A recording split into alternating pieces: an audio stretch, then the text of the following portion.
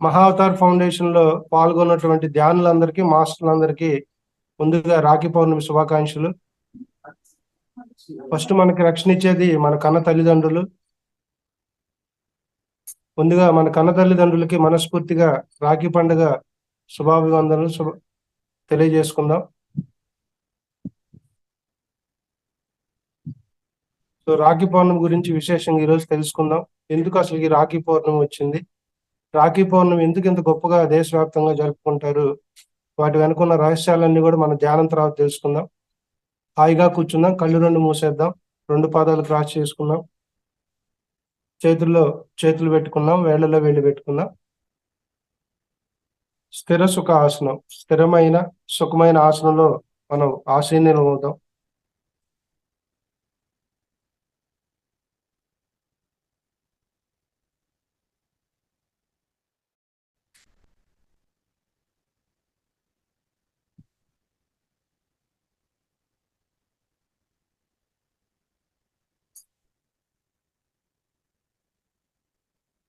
ముందుగా మన కన్న తల్లిదండ్రులకు మనస్ఫూర్తిగా ప్రేమతో అభినందనలు తెలియజేసుకుందాం.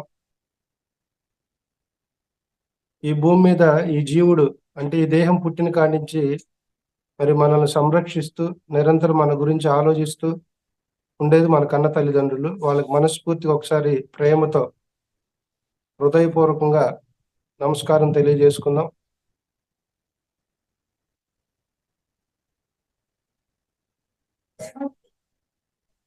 తర్వాత మరి మన ఇంట్లో కొన్ని సంవత్సరాల పాటు తల్లిదండ్రులు మనతో తోడుగా ఉంటారు. ఆ తర్వాత మనలోకి ఒక స్త్రీ గాని పురుషుల్లోకి వచ్చేది భార్య. ఆ భార్య మనల్ని నిరంతరం సంరక్షిస్తూ మరి మనకు అండగా ఉంటుంది. మన భార్యకి ఒకసారి మనస్ఫూర్తిగా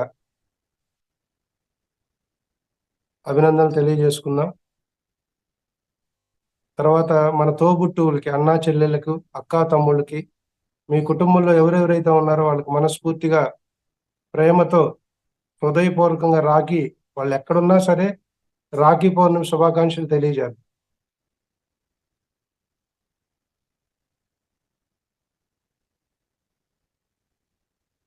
మరి ఈ కుటుంబ వ్యవస్థను అంతా కాపాడేది మన గురువులు. గురువులు లేనిది మనకి జీవితం లేదు, గమ్యం లేదు, మనుగడ లేదు. గురువులందరినీ మనస్ఫూర్తిగా మనం ఆహ్వానించుకొని వాళ్ళందరికీ ప్రేమతో అభినందనలు తెలియజేసుకుందాం.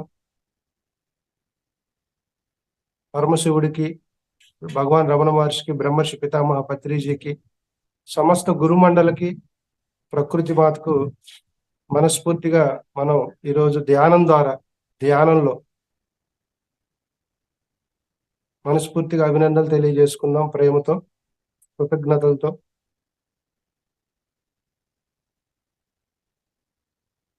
ఒక మంచి సంకల్పాన్ని ప్రతిరోజులాగే మనం అనుకొని ఈరోజు చక్కగా విశేషంగా రాఖీ పౌర్ణమి ధ్యానం చేద్దాం 11:40 వరకు. నేను యద్భావం సద్భవతి, నేను సర్వసమృద్ధమై ఉన్నాను. నా జీవితం సంపూర్ణ ఆరోగ్యంతోనూ, ఆనందంతోనూ, సర్వ సంపదలతోనూ, అష్ట ఐశ్వర్యాలతోనూ, ఆత్మ విజ్ఞానంతోనూ నిండి ఉన్నది. నేను నా జీవితాన్ని ప్రతి దశలోనూ, ప్రతి దిశలోనూ ఎంతో ఆనందంగా, తృప్తిగా జీవిస్తున్నాను. సర్వేజన సుఖినో భవంతు. నెమ్మదిగా మన మనసును శ్వాస వైపు తీసుకెళ్తూ ఒక మహానిశబ్ద స్థితిలో ఈ విశేషమైన శ్రావణ పౌర్ణమి, రాఖీ పౌర్ణమి అంటే మరొక పేరు శ్రావణ పౌర్ణమి అంటారు. ఈ విశేషమైన రోజు మనం మరి సామూహిక ధ్యానం మనం అందరం చేయటం మనందరి అదృష్టం. ఎవరు కళ్ళు తెరవద్దు. ప్రతి సెకను శ్వాస తీసుకుంటా ఉంటాం, వదులుతా ఉంటాం. దాన్ని గమనిస్తూ ఉన్నాం మిత్రులారా. Let us observe normal, natural and casual and simple breath my dear friends. సహజమైన, సరళమైన, సున్నితమైన, స్వాభావికమైన శ్వాసను గమనిస్తూ ఉన్నాం.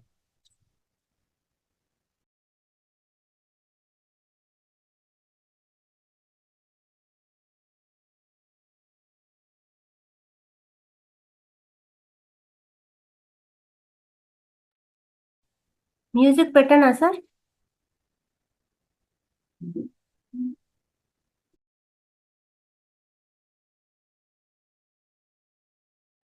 ప్లే చేయాలి.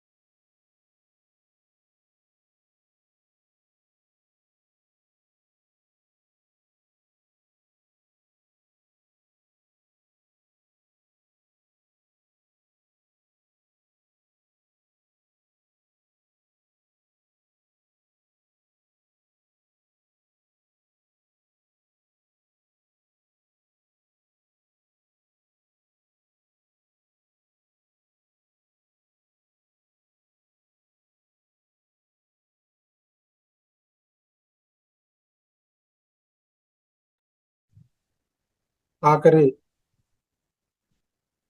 5 నిమిషాలు ఎవరు కళ్ళు తెరవద్దు మై డియర్ ఫ్రెండ్స్. సరైన ధ్యానము, సరైన ఆరోగ్యము, సరైన ధ్యానము, సరైన ఆధ్యాత్మ విజ్ఞానం. మనం ఎప్పుడైతే సాధనలు పరిపూర్ణమైన విశ్వాసంతో, ఒక క్రమశిక్షణతో నిరంతరం ధ్యాన సాధన చేసుకుంటూ వెళ్తామో మన జీవితంలో మనం దేన్నైనా పొందొచ్చు మిత్రులారా. ధ్యానం ద్వారా మనం దేన్నైనా పొందొచ్చు జీవితంలో. మరొకసారి మననం చేసుకుందాం. ధ్యానము అంటే శ్వాస మీద ధ్యాస. ఎప్పుడైతే మనం సంపూర్ణంగా ఆ శ్వాసను గమనిస్తూ ఉంటామో చిత్తవృత్తి నిరోధం జరుగుతుంది. అంటే దాన్నే ఆలోచన నుంచి విముక్తి కలగటం అంటారు. తద్వారా ఈ విశ్వంలో ఉన్నటువంటి విశ్వమయ ప్రాణశక్తి, దాన్ని కాస్మిక్ ఎనర్జీ అంటాం. అనంతమైన విశ్వమయ ప్రాణశక్తి మన శరీరంలో ఉన్న, మన తల మీద ఉన్నటువంటి బ్రహ్మరంధ్రం ద్వారా మన శరీరంలో ఉన్నటువంటి ప్రతి అవయవానికి, ప్రతి అణువుకు, కణానికి ఆ యొక్క విశ్వశక్తి మనలోకి ప్రవాహం జరుగుతుంది. తద్వారా విశేషమైన నాడీమండల శుద్ధి జరుగుతుంది. విశేషమైన నాడీమండల శుద్ధి ద్వారా సంపూర్ణ ఆరోగ్యము, సంపూర్ణ ఆనందము మనకు ప్రాప్తిస్తుంది ధ్యానం ద్వారా. Meditation is the master key for all our physical and spiritual problems my dear friends. అందుకనే గౌతమ్ బుద్ధుడు 2500 సంవత్సరాల క్రితం ధ్యానం శరణం గచ్చామి అన్నారు. సాక్షాత్ శివపరమాత్ముడు ఇచ్చినటువంటి అమూల్యమైన సాధన ఈ శ్వాస మీద ధ్యాస. మన యోగ పరంపరకు ఆది దేవుడు శివుడు. కొన్ని యుగాల క్రితం మరి ఆ పరమశివుడు ఇచ్చిన సాధన ఇది. కాలక్రమేణా 2500 సంవత్సరాల క్రితం మరి గౌతమ్ బుద్ధుడు పాలీ భాషలో ఆనాపాన సతి అన్నారు. మరి కలియుగంలో బ్రహ్మర్షి పితామహ పత్రిజీ శ్వాస మీద ధ్యాస అని మనకి తెలుగులో మరి మనకి పరిచయం చేశారు ఈ అద్భుతమైన ధ్యాన సాధన.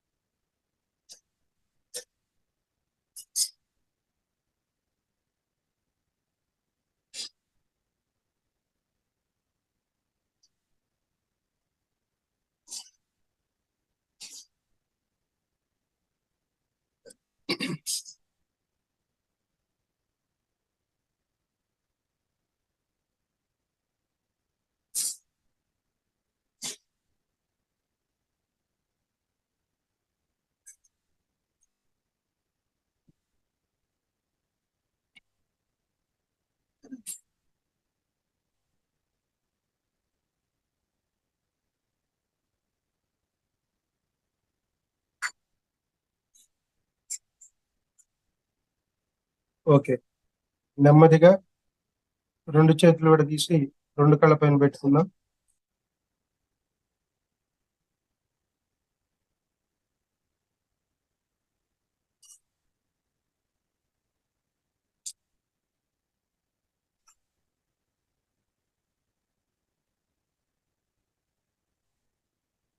కళ్ళు రెండు తెరుస్తూ రెండు అరచేతులు చూసుకున్నాం. స్లోలీ నెమ్మదిగా కళ్ళు రెండు తెరుస్తూ రెండు అరచేతులు చూసుకున్నాం.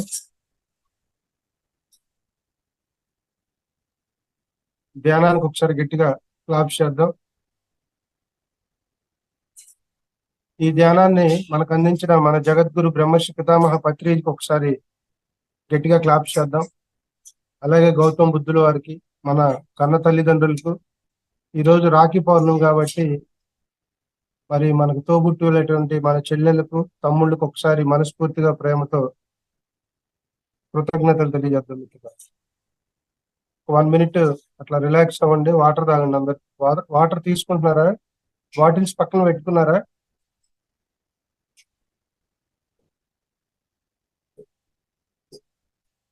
మేడం,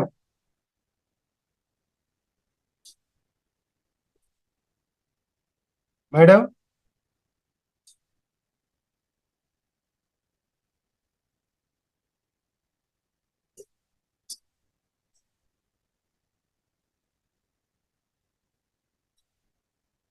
మేడం లేరా? లలిత మేడం లేరు సార్. ఓకే.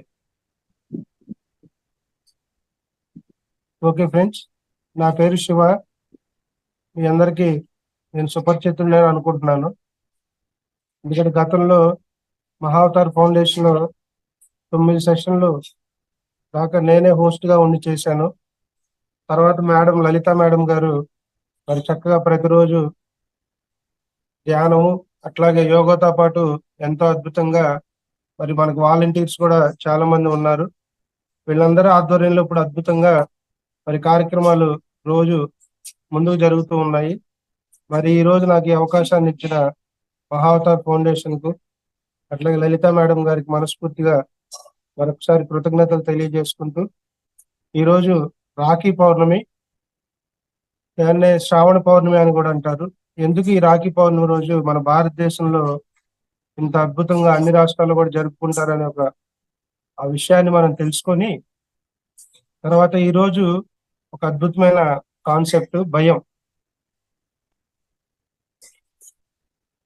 ఒక నిమిషం. ఈరోజు కాన్సెప్ట్ వచ్చేసి భయం నుండి ఎలా బయటపడాలి అనే దాని మీద మనం విశ్లేషణగా చర్చ చేసుకుందాం. ఓకేనా?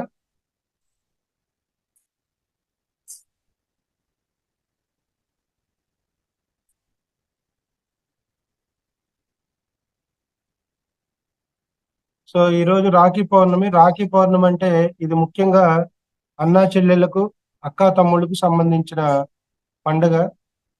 సో దీన్ని పురాణాల్లో తీసుకుంటే ఒకలాగా చెప్పారు, మరి ఇతిహాసాల్లో తీసుకుంటే దీన్ని రకరకాలుగా వర్ణించుకుంటూ వచ్చారు. ఏది ఏమైనప్పటికీ ఇది మెయిన్ ముఖ్యంగా వచ్చేసి అన్నా చెల్లెళ్ళు, మరి అక్కా తమ్ముళ్ళు, అన్నదమ్ముల మధ్య, అక్క తమ్ముళ్ళ మధ్య జరిగే ఒక అద్భుతమైన పండుగ. ఈ పండుగను మన భారతదేశ వ్యాప్తంగా అన్ని రాష్ట్రాల్లో కూడా మరి విశేషంగా జరుపుకుంటారు. మనకు పురాణాలు కనుక తీసుకుంటే ఒక చిన్న కథ ఉంది.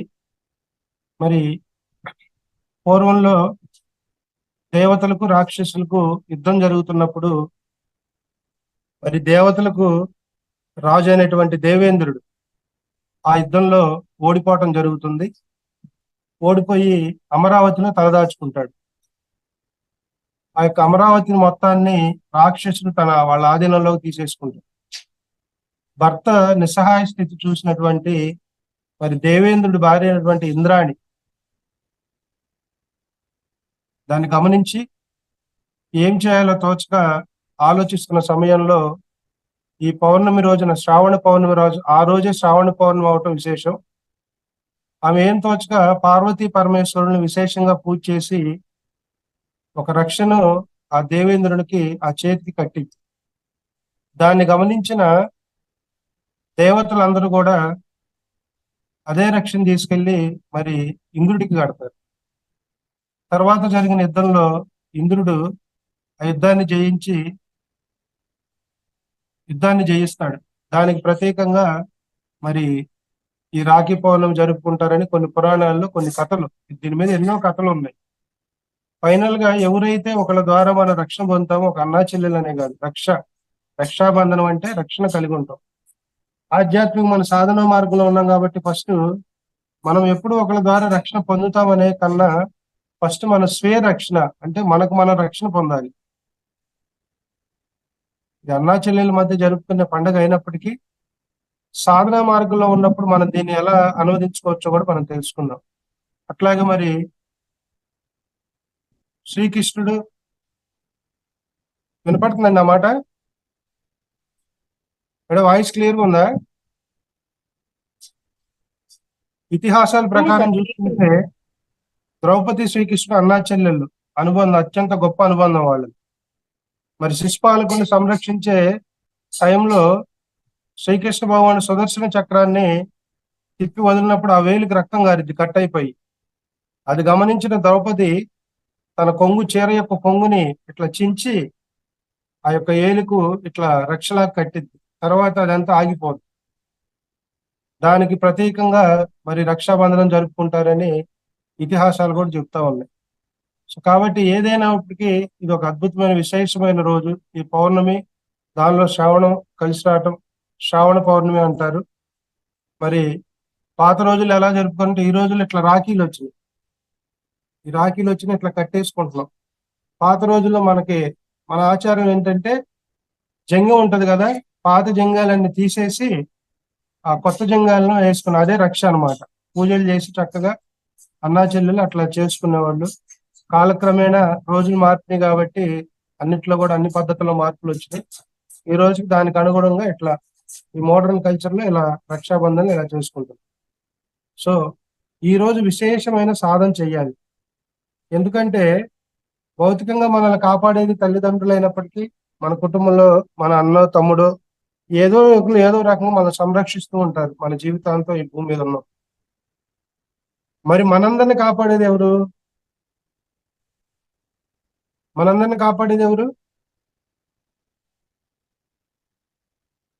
ఏం మాట్లాడరు?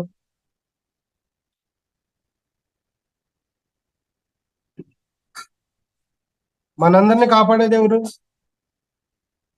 కుటుంబంలో కాపాడే తల్లిదండ్రులు, అన్నా చెల్లెళ్ళు, వీళ్ళందరూ కుటుంబ వ్యవస్థలో ఉండి మనకి ఇబ్బంది ఉన్నప్పుడు మనల్ని కాపాడుతూ ఉంటే మన కుటుంబాలంతా, ఈ కుటుంబ వ్యవస్థలంతా కాపాడేది ఎవరు?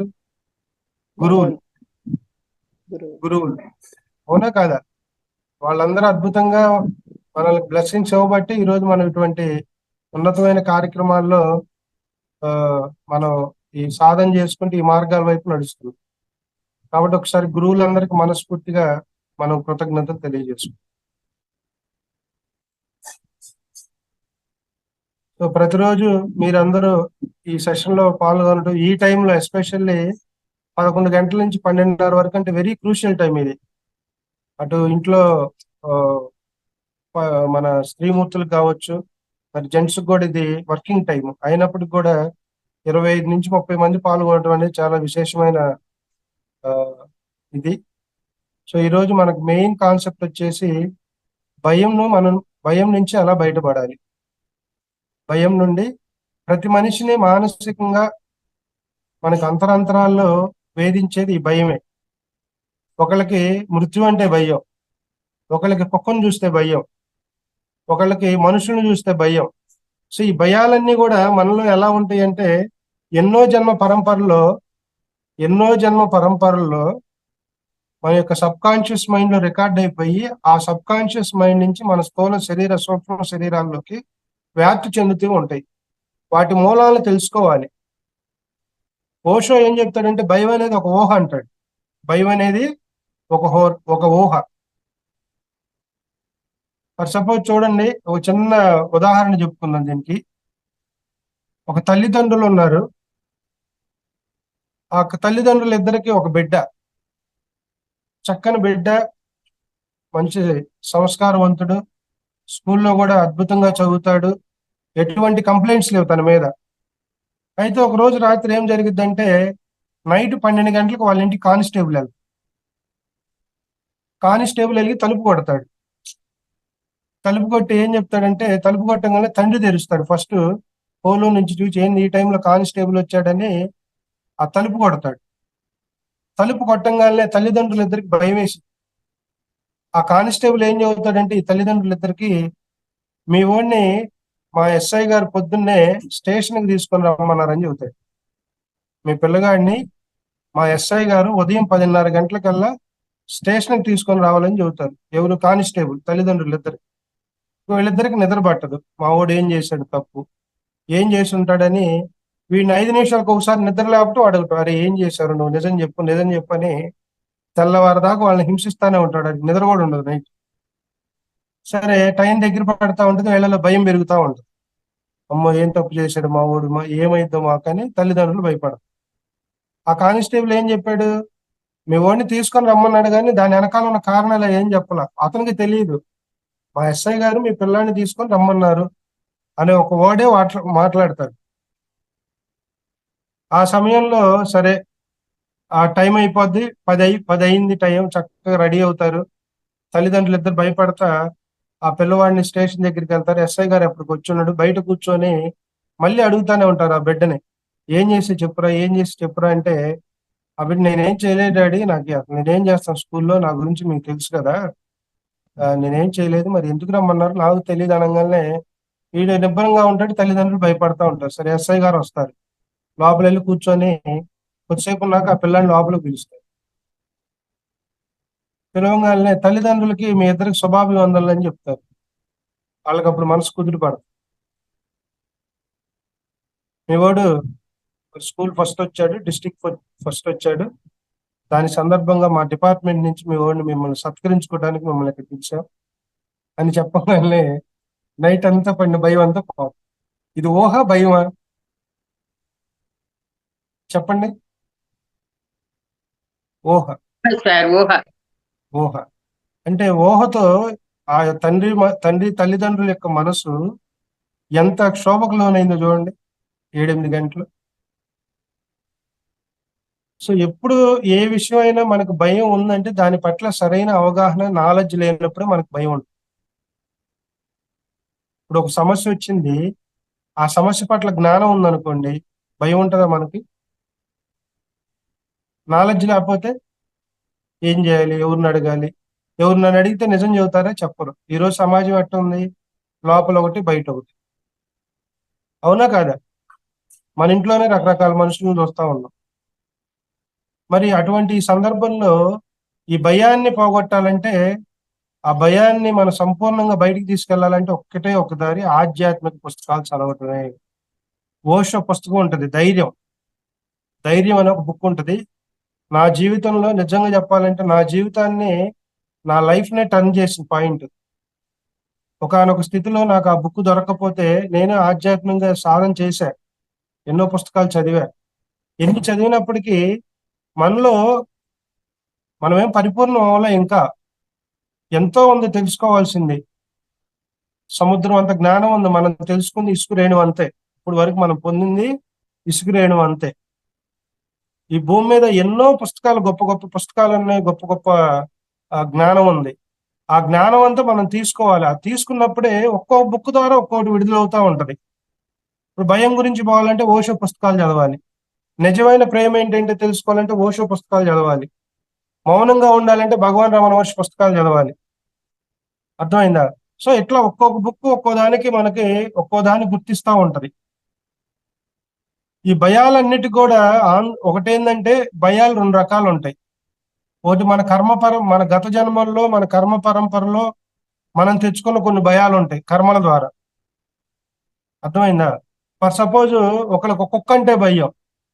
ఎందుకు భయం? గతంలో ఆ కుక్క ద్వారా చనిపోవటం కానీ, లేకపోతే దాని ద్వారా ఏదో ఒకటి ఒక దాన్ని ఎక్స్పీరియన్స్ అయితే గానీ ఆ జన్మలో అది సబ్ కాన్షియస్ మైండ్ లో రికార్డ్ అయ్యి ఆ భయాలన్నీ కూడా అంతే ఉండిపోతాయి. మీరు కొంతమందిని చూడండి, ఏమీ ఉండదు, భయపడతా ఉంటారు.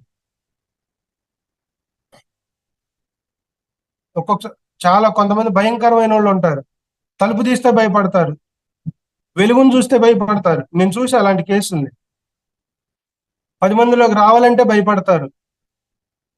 ఇవన్నీ కూడా మనకు అసలు ఎందుకు వాళ్ళు అలా ఉన్నారని తెలుసుకోవాలి. మనం ఏం చేస్తాం, గబక్కని తెలియకుండా వాళ్ళని విమర్శిస్తూ ఉంటాం. విమర్శలకు పోకుండా మన సాధనా మార్గంలో ఉన్నాం కాబట్టి ఆ ఆ మూలాల్లోకి వెళ్ళాలి. ఎందుకు ఈ భయం వచ్చింది? ఇప్పుడు భయం అనగానే డాక్టర్ దగ్గరికి వెళ్తే ఏమిస్తాడు, ఒక మొత్తబళ్ళు ఇస్తాడు, రాస్తాడు, కొద్దిసేపు పడుకుంటాడు, మళ్ళీ లేచి భయపడతానే ఉంటాడు. ఎప్పుడైతే మనం మూలాల్లోకి వెళ్తామో, ఇప్పుడు నేనున్నాను, నాకు కొన్ని భయాలు ఉన్నాయి, నేను మూలాల్లోకి వెళ్ళాలి. ఎలా వెళ్ళాలి? సాధనలో వెళ్ళాలి. ఆ భయం ఎందుకు వస్తుంది, దేని ద్వారా వస్తుంది, అది నా ఆలోచన ద్వారా వస్తుందా, గతంలో నేను చేసిన కర్మ ద్వారా వస్తుందా, ఆ కర్మ ఎందుకు చేశాను, ఆ కర్మ చేశాను, ఓకే, దాని నుంచి ఎలా బయటపడాలి అనే ఆ యొక్క క్లారిటీ, ఆ యొక్క స్పష్టత మనలో ఉందంటే ఆ భయం నుంచి మనం బయటికి విడుదల అవ్వచ్చు. అర్థమైందా? భయపడటానికి ఏం లేదు. ఈ భూమి మీద మనం భూమి మీద ఎన్నో అనుభవాలు తీసుకోవడానికి వచ్చాం. ప్రతి అనుభవాన్ని దైవంగా భావిస్తే భయమే లేదు. ప్రతి వచ్చే మన సమస్యను కానీ, మన జీవితంలో మనం ఎదుర్కొనే సమస్యలు కావచ్చు, ఒక్కొక్కసారి మన ప్రమేయం లేకుండా కొన్ని సమస్యలు వస్తూ ఉంటాయి. అవి వాటి కార్యకారణ సంబంధాలు ఉంటాయి. ఏది కార్యకారణ సంబంధాలు లేకుండా జీవితంలో ఏది జరగదు మై డియర్ ఫ్రెండ్స్. కొంతమంది ఎప్పుడు నెగిటివ్ ఆలోచనతో ఉంటారు. ఆ నెగిటివ్ ఆలోచన, అసలు నెగిటివ్ ఆలోచన ఒక బ్యాడ్ ఎనర్జీ. మనం కొత్తగా భయాన్ని క్రియేట్ చేసుకోవచ్చు, అవి క్రియేట్ చేస్తూ ఉంటాయి లోపల. అర్థమైందా? సో మనం అల్టిమేట్ గా గుర్తుపెట్టుకోవాల్సింది ఏంటంటే, భయం అనేది కూడా ఒక ఊహే. భయం అనేది కూడా ఒక ఊహే. ఇప్పుడు చెప్పాంగా, ఒక చిన్న ఎగ్జాంపుల్, కొడుకు, తల్లిదండ్రులు, పోలీస్ స్టేషన్, ఈ ముగ్గురు మధ్య జరిగిన వ్యవహారంలో భయం అనేది ఊహలాగుందా, భయం లాగుందా? భయం అనేది 100% ఊహ. కానీ మనకు ఎన్నో భయాలు ఉంటాయి, ఎన్నో ఆందోళనలు ఉంటాయి. అవన్నీ ఏంటంటే మన గతంలో మనం చేసిన బ్యాడ్ కర్మల ద్వారా. ఒక పని చేస్తున్నాను, అది తప్పని తెలుసు, అది తప్పని తెలిసినప్పుడు మరి దాని ద్వారా నేను అది చేస్తే తప్పని తెలిసినప్పటికీ, ఆ పని చేస్తే అది తప్పు, అది బ్యాడ్ కర్మ అని తెలిసినప్పటికీ, నేను ఆ తప్పు చేసినప్పుడు అది నా మైండ్ లో ఉండిపోద్దా ఉండదా? మరి కానీ అది తప్పని తెలుసు, కానీ నువ్వు చేస్తున్నావు. ఎందుకు చేస్తున్నావు? సరైన అవగాహన లేక, సరైన సాధన లేక, సరైన జ్ఞానం లేక. ప్రతిదానికి సాధనేనండి. ఇప్పుడు మీకు డౌట్ రావచ్చు, ఇదేంటి ప్రతిదానికి సాధన సాధన అంటారంటే, మరి ఉందే సాధన, ఇంకేం లేదు. ప్రతి మనిషి యొక్క అంతిమ ధ్యేయం సాధనలోకి రావటమే. మనం ఈరోజు ఆనాపాన సతి అనే సాధన వెన్నుకున్నాం, ఇంకొంతమంది ఇంకో సాధన వెన్నుకుంటారు. ఈ భూమండలం మీద ఎన్నో సాధనలు ఉన్నాయి. కానీ మనం ఎందుకు గురువు గారు దీన్నే సొసైటీకి ఇంత దగ్గరగా తీసుకెళ్లారంటే, దీనిలో ఏమి రూల్స్ లేవు, రెగ్యులేషన్స్ లేవు, దీని ఏ సైడ్ ఎఫెక్ట్స్ లేవు. శ్వాస అందరికి ఉంటది. ఈ జీవం ఉన్న ప్రతి ఒక్కరికి శ్వాస ఉంటది. కొన్ని క్రియలు ఉంటాయి, అవి గురు సమక్షంలోనే నేర్చుకోవాలి. కొన్ని ఉంటాయి, ఆ గురువుల దగ్గరే నేర్చుకోవాలి. గురువులు లేకుండా చేసామనుకోండి, అప్పుడు ఏమైంది, ఆ సాధన అంతా భంగం కలిగి మనిషికే ఎఫెక్ట్ కొడుతుంది. సో ఈ శ్వాస మీద ధ్యాస అనే విధానంలో ఏమీ లేదు, గురువు అవసరం. పత్రిజీ కూడా ఏం చెప్పాడు, నేను ఎవరికి గురువు కాదు, మీ శ్వాసే మీ గురువు. నువ్వు ఎప్పుడైతే దాని మీద గురి పెడతావు, నువ్వు కూడా గురువుగా మారుతావు. నీ శ్వాసే నీ గురువు, నీ గురే నిన్ను గురువుగా మార్చింది. గురి అంటే ఏంటి? కాన్సన్ట్రేషన్. గురి అంటే ఏంటి? కాన్సన్ట్రేషన్, ఏకాగ్రత. సో ఎప్పుడైతే మనం సంపూర్ణంగా దీన్ని అవగాహన చేసుకుంటామో, ఇప్పుడు దుర్గా గారు ఉన్నారు, అట్లాగే వీరేంద్ర గారు ఉన్నారు, మీరు మనస్ఫూర్తిగా రాసుకోండి. ఒక రోజుల్లో ఒక 2-3 గంటల టైం తీసుకుని అయినా నాలో ఉన్న భయాలేంటి వరుసగా చిట్టా రాసుకోండి. వీటి నుంచి బయటపడాలంటే జరిగే ప్రక్రియ చెప్తున్న ప్రాసెస్. నాలో ఉన్న భయాలేంటి, మనస్ఫూర్తిగా ప్రశాంతంగా పీస్ఫుల్ గా కూర్చొని ఒక వైట్ పేపర్ తీసుకొని పెన్ను తీసుకోండి. నాలో ఉన్న భయాలేంటి? డబ్బు లేకపోతే భయమా? డబ్బుంటే భయం వేస్తుందా? ఇంట్లో భర్త అంటే భయమా? భార్య అంటే భయమా? ఇంట్లో పిల్లల ద్వారా ఏమన్నా భయాలు పడుతున్నావా? ఈ భయాలన్నీ రాసుకోండి 1 by 1. దానిలో ఒక్కొక్క భయాన్ని తీసుకొని మీకు మీరు సెల్ఫ్ గా ఎంక్వైరీ చేసుకోండి. బయట ఏ కౌన్సిలింగ్ లేవండి. ఏదో భయమైన వెళ్తారు, నలుగురు 4 మాటలు చెబుతారు, ఇన్స్పిరేషన్ కలిగిస్తారు, చక్కగా అబ్బా హాయిగా ఉంటది. మళ్ళీ తర్వాత ఒక రోజు గడవగానే ఆ భయం అంతే ఉండిపోతుంది. దాన్ని మూలాల నుంచి మనం తీసేయాలి, కట్ చేసేయాలి. ఇప్పుడు కలుపు మొక్క ఉంది, మధ్యలో కట్ చేస్తే పెరిగిద్దా పెరగదా? దాన్ని ఏం చేయాలి? మూలాల్లోకి వెళ్ళాలి. మూలాల్లోకి వెళ్ళి భూమిలోకి వెళ్ళి తీసేయాలి. ఆ తీసినప్పుడు దాన్ని పూర్తిగా మనం తొలగించేయచ్చు. అట్లాగే ప్రతి మనిషిలో కూడా ఎన్నో భయాలు ఉన్నాయి. ఆ భయాలన్నిటిని మీరు ఒక్కొక్క పేపర్ మీద రాసుకోండి. ఒక్కొక్క భయానికి ఒక్కొక్క రోజు తీసుకొని, ఏం ఇబ్బంది ఏం లేదు. ఒక్కొక్క భయానికి ఒక్కో రోజు తీసుకొని సెల్ఫ్ ఎంక్వైరీ మొదలు పెట్టండి. అసలు ఈ భయం ఎందుకు వచ్చింది, దాని మూలం ఏంటి, ఎక్కడి నుంచి వచ్చింది. గమనిస్తూ గమనిస్తూ వెళ్తే మీరు రూట్స్ లోకి వెళ్తారు. ధ్యానంలో జరిగే అద్భుతమైన విషయం ఏందో తెలుసా? ఏంటో చెప్పండి. సాధకుల్లో ఉండే ఒక అద్భుతమైన క్వాలిటీ.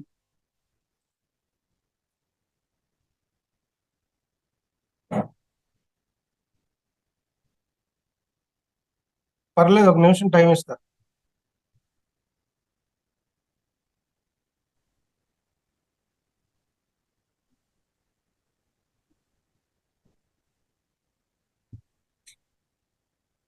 ఎగ్జాంపుల్ చెప్తా చూడండి. ఒక రాజ్యంలో రాజు పరిపాలిస్తూ ఉంటాడు. ఆ పరిపాలిస్తున్నప్పుడు ఆ రాజు ఆ యొక్క కొన్నాళ్ళ టైం ఉంటది కదా పరిపాలించడానికి. ఆ టైం అయిపోతే ఈ బాధ్యతను వాళ్ళ కొడుకు అప్పచెప్పాలి. వాళ్ళ కొడుకు అప్పచెప్పాలన్నప్పుడు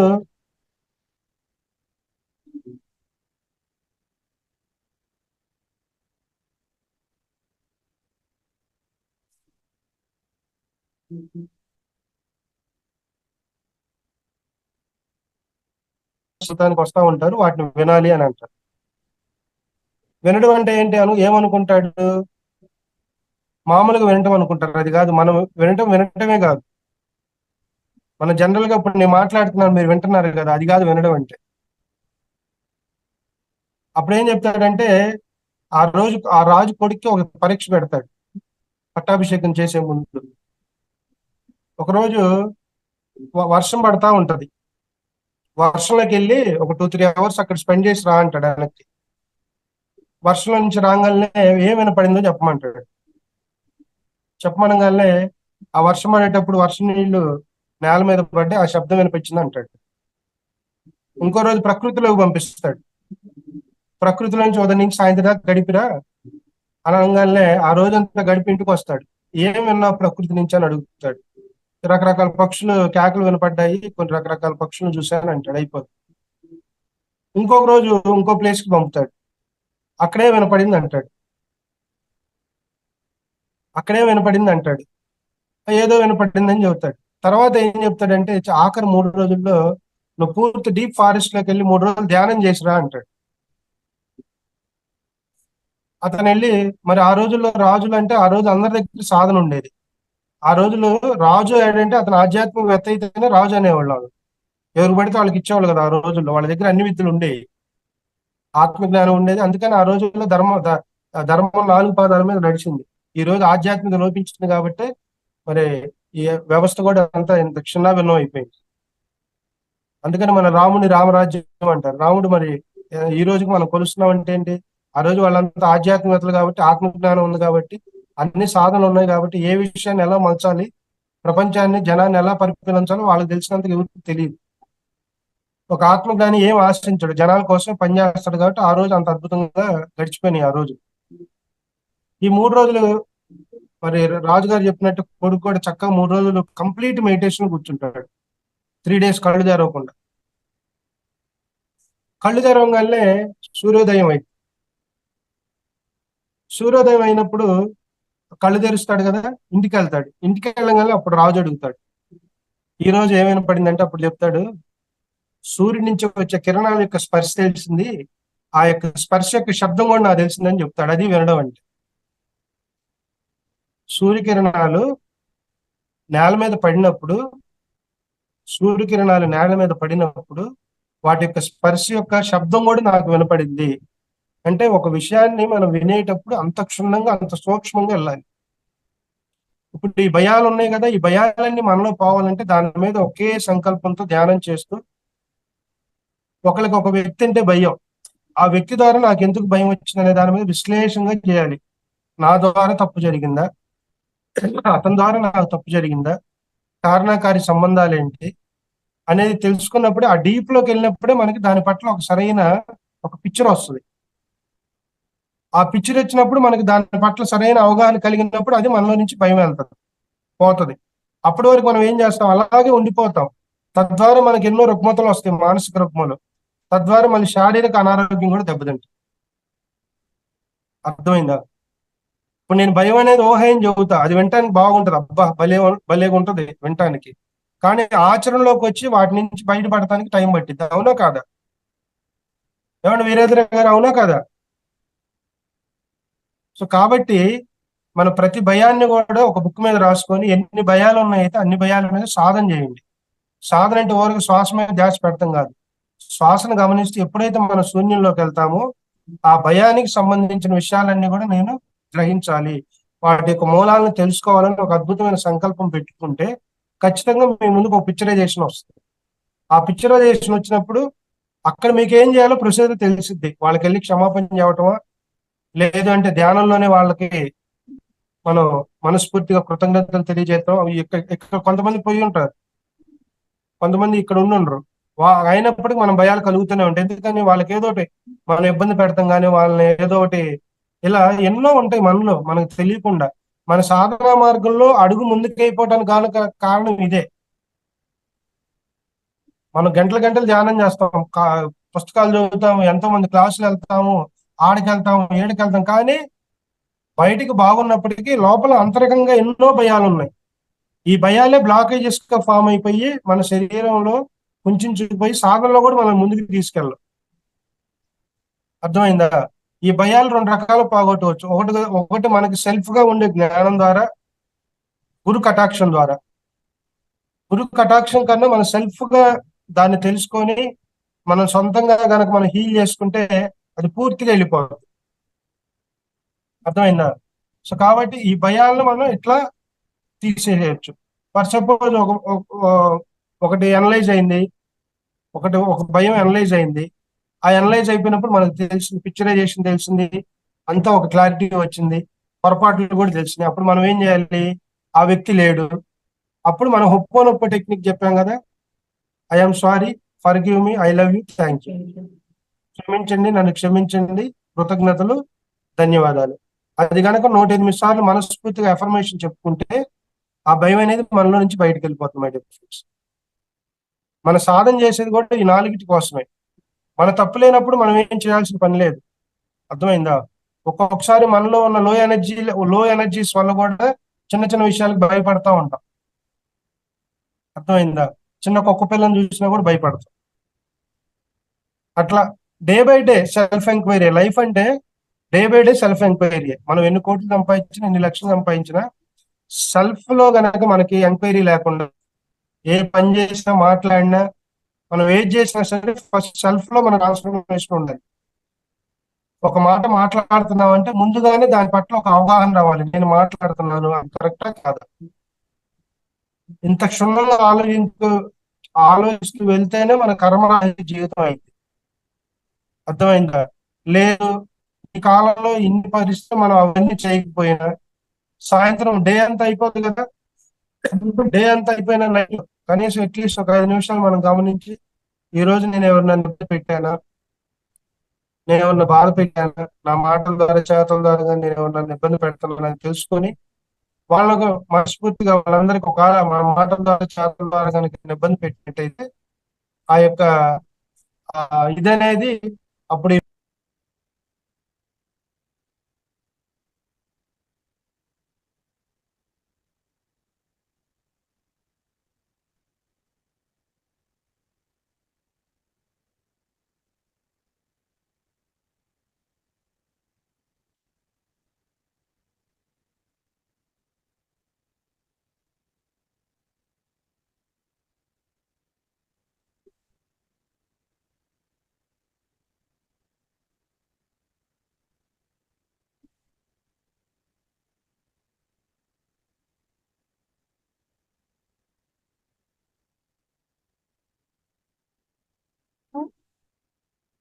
అదే నెట్వర్క్ ఏమైనా పోయిందంటే నా దాంట్లో ఉంది సార్, మేమంతా ఉన్నాం, మీరే కనపడదు. మేమంతా ఉన్నాం సార్.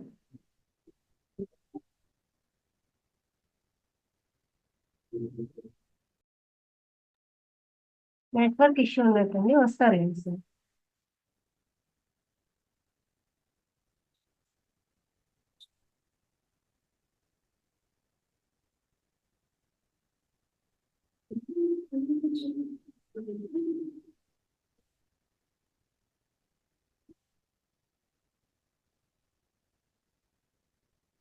మనకి 12 వరకు కదా మేడం క్లాసు, అంతేనా? 10:30 to 12. అంతే సో టైం హాఫ్ అన్ అయిపోయింది. అవర్ ఎక్కువ క్లాస్ మిమ్మల్ని half an hour class sir. ఆ, ఆ తర్వాత క్వశ్చన్ సార్. ఓకే. సో ఈ భయం గురించి చెప్పాలంటే ఇంకా చాలా కాన్సెప్ట్లు ఉన్నాయి మై డియర్ ఫ్రెండ్స్. మరి ఆ కాన్సెప్ట్లన్నీ కూడా మేమేదో స్వతహాగా పొందింది కాదు. ఇదంతా కూడా ఓషో గారి బుక్ ఒకటి ఉంటుంది, ధైర్యం అనే ఒక బుక్ ఉంది. ఆ బుక్ చదవండి. ఆ బుక్ మనకి పీడిఎఫ్ కూడా నెట్ లో దొరుకుతాయి. సో ఆ దానిలో చదివినటువంటివన్నీ కూడా మన సాధన ప్రాక్టీస్ చేయాలి. ఆ చేసినప్పుడు మనకి ఈ భయం నుంచి బయటకు పోవాలి. ఫస్ట్ భయం అనేది ఒక ఊహ అనుకోండి. ఊహగా భావించి మనలో ఉన్నటువంటి భయాలన్నీ బయటకు వెళ్ళాలంటే వాటన్నిటిని రాసుకొని ఇప్పుడు చెప్పిన ప్రొసీజర్ కనుక మనం చేసుకుంటే ఖచ్చితంగా మనకి రిజల్ట్ ఉంటుంది. ఓకేనా? ఇప్పుడు మీకు ఏమైనా క్వశ్చన్ అండ్ ఆన్సర్స్ ఉంటే అడగండి.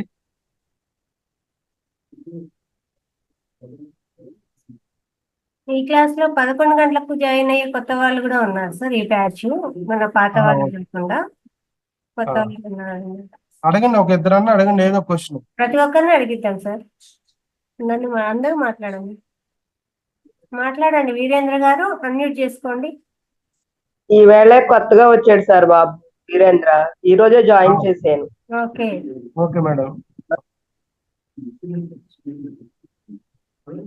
బాగుంది సార్ క్లాస్ బాగా చెప్పారు. మీరేమవుతారు మేడం? నాగజ్యోతి మేడం, వీరేంద్ర గారు. మా చెల్లి వాళ్ళ అబ్బాయి అండి. ఆ, ఎందుకు జాయిన్ అయ్యారు క్లాస్ లో? అంటే ఏమన్నా ఉన్నాయి, ప్రాబ్లమ్స్ ఏమైనా ఉన్నాయా? వాడికి ప్రాబ్లం అండి. ఆ ప్రాబ్లం గురించి జాయిన్ చేశాను. ఇలా చెయ్యమ్మా అని. అదే కొంచెం నడుము నొప్పి, కాలు అది బాగా లాగుతుందండి. అది కొంచెం ఇబ్బంది. హాస్పిటల్ గట్ల తిరుగుతున్నాడు కానీ తగ్గట్లేదు. అలాంటప్పుడు మాట్లాడితేనేగా తెలిసేది. ఎందుకు వీరేంద్ర మాట్లాడమ్మా, అన్మ్యూట్ చేసుకుని మాట్లాడు. చెప్పు, పర్వాలేదు. మ్యూట్ అయిపోయి మ్యూట్ అంటే లెట్ అయిపోయి. దుర్గా భవాని గారు మాట్లాడండి. హలో హలో వీరేంద్ర గారు మాట్లాడుతున్నారు. మాట్లాడండి వీరేంద్ర గారు, వీడియో మాట్లాడండి. ఏం వీరేంద్ర గారు సమంత గారు బొమ్మ పెట్టారు? అది అది మామూలుగా చూసారా ఉందండి. పెట్టుకుని? ఆ? వీరేంద్ర వీడియో ఆన్ చెయ్యి. వీడియో ఆఫ్ చేసావు. నువ్వు మీ బొమ్మ కనిపించట్లేవు. మీద సమంత కనపడుతుంది. అన్మ్యూట్ సమంత చేసుకున్నాం. మీరు అన్మ్యూట్ కనపడుతుంది. చేసుకోండి బాబు. అన్మ్యూట్ చేసుకో. సమంత వద్దు, సమంత కాదు, మీరు కనపడండి నాకు. ఆ అది అన్మ్యూట్ మైక్ చేసుకోండి. మైక్ బటన్ ఉంటుంది కదా, ప్రెస్ చేయండి. Mic, red colour mic. Video పక్కన మ్యూట్ అని ఉంటుంది కదా, అది అన్మ్యూట్ చేసుకో. ఇప్పుడు మాట్లాడండి. అది హెల్త్ బాగుంటలేదండి 6 నెలలు బట్టి. ఆ? ఒక 6 మంత్ నుంచి హెల్త్ బాగుంటలేదండి. హెల్త్ బాగోట్లేదు. ఫస్ట్ మీరు ఏం చేయాలంటే నాన్ వెజ్ మానేయండి. ఆ, ఒక నాన్ వెజ్ ఒక 41 డేస్ ఫస్ట్ మానేయండి. ఎగ్ కూడా తినొద్దు. ఆ, ప్రతిరోజు మెడిటేషన్ క్లాస్ కి అటెండ్ అవ్వండి. ఆ, నైట్ కూడా సెషన్ ఉంటుంది, 9 నుంచి స్టార్ట్ అయ్యింది. ఆ, 2 సెషన్లకి అటెండ్ అవ్వండి. బాగా ధ్యానం చేయండి. ఆ, ఈ రోజు మీరు కొత్తగా వచ్చారు కాబట్టి నేను మీకు ఏది చెప్పినా కూడా అర్థం కాదు, కొత్తగా ఉంటుంది, అంత విచిత్రంగా ఉంటుంది. ఆ. మనం ఏదో ఒక కొత్త మనుషులు కలిసినట్టుగా ఒక వింత ఆలోచన కూడా వస్తుంది. ఆశ్చర్యం లేదు. లేదు, రకరకాల భాషలు మాట్లాడుతున్నారు, ఏలియన్స్ గ్రూప్ కి సంబంధించిన వాళ్ళని కూడా అనుకుంటారు. సో కాబట్టి ఈ రోజే వచ్చారు కాబట్టి చక్కగా ధ్యానం స్టార్ట్ చేయండి. నాన్ వెజ్ కంప్లీట్ గా బంద్ చేసేసేయండి. ఈ ఎగ్ కూడా తినొద్దు. 41 రోజులు ఈ సెషన్ లో అటెండ్ అవ్వండి. డే బై డే మీకు ఒక అవగాహన వస్తూ ఉంటది. అప్పుడు మీరు అసలు ఎందుకు దీని హెల్త్ ప్రాబ్లం నెప్పిపోవటానికేనా? దానికేనండి. ఈ రోజు నుంచి మీరు మనస్ఫూర్తిగా ఏమనుకుంటారంటే రోజుకి 108 సార్లు మీకు ఎక్కడైతే నొప్పి పడుతుందో ధ్యానంలో కళ్ళు మూసుకొని ఆ భాగాన్ని మీకు మీ కళ్ళ ముందుకు తెచ్చుకోండి. ఫర్ సపోజ్ నడుము దగ్గర నొప్పి పడుతుంది కదా, నడుముని మీ ఆ యొక్క నడుము యొక్క చిత్రాన్ని మీ కళ్ళ ముందుకు తెచ్చుకొని మనస్ఫూర్తిగా ప్రేమతో నాకు ఆ నొప్పి తగ్గిపోయింది థ్యాంక్ యూ, తగ్గిపోయింది థ్యాంక్ యూ అని 108 టైమ్స్ ఎన్నిసార్లు కుదిరితే అన్నిసార్లు చెప్పండి. చెప్పిన తర్వాత ధ్యానంలో కూర్చోండి. ఆ, మీరు చెప్పినప్పుడు ఏమైందంటే మనం అనే ప్రతి పదం కూడా మనం ఏదైతే మాట్లాడతామో ఏదైతే ఆలోచిస్తామో అదే మన శరీరం ఇచ్చిద్దండి. మన శరీరంలో ఉన్న గొప్ప టెక్నిక్ అది. ఆ, బాగా సివియర్ హెడేక్ వచ్చింది అనుకోండి, నాకు నేను టాబ్లెట్ అయిన రియల్ గా చెప్తున్నా, ఆ హెడేక్ వచ్చిన భాగాన్ని గమనిస్తూ అట్లా కూర్చుంటే హాఫ్ అన్ అవర్ లో నాకు 10 నిమిషాల్లో రిలీఫ్ అయిపోతుంది. ఏదైనా జర్నీలో కాంటుబట్ పొజిషన్ లో మనకు కుదరదు అనుకున్నప్పుడు మనం ఆ టాబ్లెట్ కి వెళ్తాం, మెడిసిన్ కి. మాక్సిమం ఇంట్లో ఉన్నా గానీ ఎక్కడున్నా గానీ ఈ ప్రాసెస్ ద్వారానే తగ్గించుకుంటాం. అట్లాగే మీ దగ్గర ఉన్న నొప్పి బాగానే ఫస్ట్ దాన్ని మెడికల్ గా తీసుకెళ్ళండి, మెడికల్ గా చూయించుకోండి. ఇన్ఫెక్షన్స్ ఏమి లేవు, అక్కడ ప్రాబ్లం ఏమి ఐడెంటిఫై అయితే మాత్రం వాళ్ళు ఇచ్చిన మెడిసిన్ వాడండి, వాడకుండా ఉండొద్దు. దాంతో పాటు అక్కడ ఏమి ఐడెంటిఫై అవ్వలేదు అని తెలిసినప్పుడు మీరు ప్రతిరోజు కూడా ఉదయం, మధ్యాహ్నం, సాయంత్రం ఒకవేళ మీరు ఖాళీగా ఉంటే ఈ ఈ పని మీదే ఉండండి. ఆ నడుము భాగాన్ని ఎక్కడైతే మీకు నొప్పి వస్తుందో ఆ భాగాన్ని తలుచుకోండి, దాన్ని మీ ముందుకు తెచ్చుకోండి, ఆ చిత్రాన్ని. దానికి మనస్ఫూర్తిగా ప్రేమతో నాకు నడుము నొప్పి తగ్గిపోయింది, తగ్గిపోయింది, thank you, thank you, thank you అని ఒక 108 టైమ్స్ మీరు రిపీటెడ్ గా దాన్ని మనస్ఫూర్తిగా, అంటే ఏంటి, నోటితో కాదు మనసుతో పలకాలి. మన శరీరంలో ఉన్న ప్రతి అణువుకు, కణానికి మనం అనే పదం వెళ్ళిపోవాలి లోపలికి, బయటికి ఉచ్చారణ చేయొద్దు, మనసులోనే లోపలే. ఓకేనా? అలా చేస్తే సరే. మీకు ఖచ్చితంగా 41 days లో కాదు, ఒక 1 week లోనే రిజల్ట్ వస్తుంది. మీకు ఖాళీ సరే. సమయం ఉన్నప్పుడల్లా 108 టైమ్స్ చేయండి ఇది. నా నొప్పి తగ్గిపోయింది, సరే. నొప్పి తగ్గిపోయింది, నొప్పి తగ్గిపోయింది. మనం ఏదైతే ఆలోచిస్తామో అది అక్కడ సిద్ధమో చేస్తుంది మన శరీరం. ఆ, బయట జరిగేదంటే మనలో నుంచే జరుగుతుందా లేకపోతే బయట జరుగుతుందా? మనలో నుంచి ఇప్పుడు మీరు ఈ క్లాస్ అటెండ్ అయ్యారు, మీరు అనుకుని అటెండ్ అయ్యారా లేకపోతే అనుకోకుండా అటెండ్ అయ్యారా? అనుకున్నాను. అంటే మీరు అనుకున్నారు కాబట్టి ఇది జరిగిందా లేదా? జరిగిందండి. ఇది కూడా జరిగిద్ది అట్లాగే. అదే మెడిటేషన్ అంటే అంత సైన్స్ అండి, ఇక్కడ ఏం మంత్రాలు తంత్రాలు ఉండవు. It is a pure quantum physics. చదువుకున్నారు మీరు? చదువుకున్నాను. ఏం చదివారు? డిగ్రీ. డిగ్రీ. భౌతిక శాస్త్రం అంతా మెడిటేషన్ అండి. లా ఆఫ్ అట్రాక్షన్ ఇవన్నీ కూడా మెడిటేషన్ వచ్చే కాన్సెప్ట్స్. ఇప్పుడు మీరు ఏదైతే భావన ఈ ఉచ్చారణ చేస్తా ఉంటారో అది అట్రాక్ట్ అయిపోయి ఆ శరీర భాగంలో ఉన్న దాని అదంతా హీల్ చేస్తుంది మీకు. ఓకేనా? ప్రాక్టికల్ సరే. చేసి చూడండి. ఓకేనా? సరే అండి. ఏం చెప్పాలి, ఏమనుకోవాలి చెప్పండి? నడుము నొప్పి తగ్గిపోయింది. తగ్గిపోయింది, తగ్గిపోయింది, తగ్గిపోయింది, thank you, thank you, thank you అని చెప్పు. ఓకేనా? ఓకే, ఖచ్చితంగా తగ్గింది. అట్లా అని మళ్ళీ డాక్టర్ దగ్గరికి వెళ్ళి వెళ్లకుండా ఉండకూడదు. అదే ఇది ఇదే. నేను ఇక్కడ 2 పద్ధతులు చెప్పా. ఏదైనా ఇన్ఫెక్షన్స్ ద్వారా కానీ ఏదన్నా మీకు ఏదైనా తగిలి వస్తే అది మన డాక్టర్ దగ్గరికి వెళ్ళి ఖచ్చితంగా చూపించుకోవాలి, ట్రీట్మెంట్ తీసుకోవాలి. డాక్టర్ దగ్గరికి వెళ్ళినప్పుడు ఏది మెడిసిన్ ఇచ్చారా? ఇచ్చారండి. అదే బోన్ ఇన్ఫెక్షన్ అయిందన్నారండి. మెడిసిన్ వాడుతున్నాను. కరెక్ట్. ఇన్ఫెక్షన్ ఉంది కదా, దానికి సంబంధించి ఖచ్చితంగా వాడండి. మెడిసిన్ వాడకుండా ఉండొద్దు. మెడిసిన్ వాడుతూ సాధన చేయండి. సాధన చేస్తూ ఆ నొప్పి తగ్గిపోయింది, తగ్గిపోయింది, బాగానే ఉంది అనుకొని థ్యాంక్ యూ, థ్యాంక్ యూ అని చెప్పుకోండి. ఖచ్చితంగా మీకు అది రిలీఫ్ ఇచ్చేస్తుంది. సరే అండి. ఏం లేదు, మన శరీరంలో ఏది వచ్చినా మనం కృతజ్ఞతతో ఉండాలి, వ్యతిరేకించకూడదు. ఇప్పుడు కాళ్ళు ఉన్నాయి, 40 సంవత్సరాల రంగంలో కాళ్ళు నొప్పులు వస్తాయి. ఆ 40 సంవత్సరాలు కాళ్ళు చేసిన సేవను గుర్తించాలి కానీ పాడు కాళ్ళు ఇప్పుడే ఎందుకు వచ్చి వచ్చినాయి నా దరిద్రానికి తగ్గట్టుగా కాళ్ళు తిట్టుకుంటే ఇంకా ఎక్కువ అయింది. అది 40 సంవత్సరాలు చేసిన సేవను మర్చిపోతాం. అందుకనే ఆదిశంకరాచార్యులు దేవో దేవాలయ జీవో దేవో సనాతన అన్నారు. ఈ దేహమే దేవాలయం, లోపల జీవుడే సనాతనమైన దేవుడు. మరి ఈ దేవాలయాన్ని నిరంతరం ప్రేమించాలి, వ్యతిరేకించకూడదు. కాళ్ళను ప్రేమించాలి, చేతులు ప్రేమించాలి, శరీరంలో ప్రతి ఉన్న అవయవాన్ని.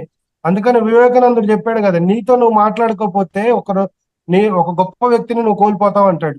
అంటే మనతో మనం మాట్లాడుకోవటం అంటే ఏంటి? ప్రతిరోజు మన శరీరంలో ఉన్న అవయవాలను ఎంతో సేవ చేస్తున్నాయి. కళ్ళు సేవ చేస్తున్నాయి, చేతులు సేవ చేస్తున్నాయి, కాళ్ళు సేవ చేస్తున్నాయి, మరి నోరు, ముక్కు ఇవన్నీ సేవ చేస్తున్నాయి కదా. వాటన్నిటితో మనం ఎప్పుడు కృతజ్ఞతా భావంతో జాగ్రత్తగా ఎరుకుగా ఎలా ఏం తినాలి అనే విషయాల పట్ల అవగాహన ఉంటే మనకు మన శరీరం యొక్క గొప్పతనం తెలిసింది. మనం ఏం చేస్తాము, ఏదైనా చిన్నది రంగంలో ఇచ్చి నా పాడు శరీరం ఎందుకు వచ్చింది ఈ జబ్బు, అప్పుడు దాకా చేసిన సేవ మర్చిపోతాం. ఇప్పుడు చెప్పులు కూడా చూడండి, చెప్పులు వాడతాం కదా, అరిగిపోగానే ఎక్కడో విసిరేస్తాం. అన్నాళ్ళు సేవ చేసిన మరి మనం అట్లా అపవిత్రంగా. ఒకసారి పత్రి సార్ దగ్గరికి ఒక అతను వచ్చాడు, చెప్పులు వేసుకొని వచ్చాడు లోపలికి గవక్కన రూమ్ లోకి. గురుగారు తప్పైపోయిందని చెప్పులు బయట ఎడుస్తున్నాడు. ఒరే, ఎడవాల్సిన చెప్పులు కాదురా, నీలో ఉన్న అజ్ఞానాన్ని చెప్పులు ఏం చేసి నీకు సేవ చేస్తున్నాయి, చెప్పులు వేసుకొచ్చినా పర్లేదు. మనలో ఉన్న అజ్ఞానం పోవాలి. అజ్ఞానం పోయినప్పుడు మనకు సేవ చేసే వాటిని ఎప్పుడు మనం దైవంగానే చూడాలి. అర్థమైందా? ఎవరైనా సరే, వ్యక్తి కావచ్చు, వస్తువు కావచ్చు, దేనైనా సరే. ఇప్పుడు మా ఇంట్లో నాది తాళం మిస్ అయింది. తాళము మొన్న నేను మీ అందరికి చెబుతున్నా చిన్న ఎగ్జాంపుల్. యాక్చువల్ గా అప్పుడప్పుడు మనం ఎంత అవేర్నెస్ ఉన్నా కానీ చిన్న చిన్న పొరపాట్లు జరుగుతూ ఉంటాయి. హైదరాబాద్ జర్నీలో మా ఇంటి తాళం మిస్ అయింది. ఆ తాళం ఇప్పుడు కాదు, 15 సంవత్సరాల తాళం అది.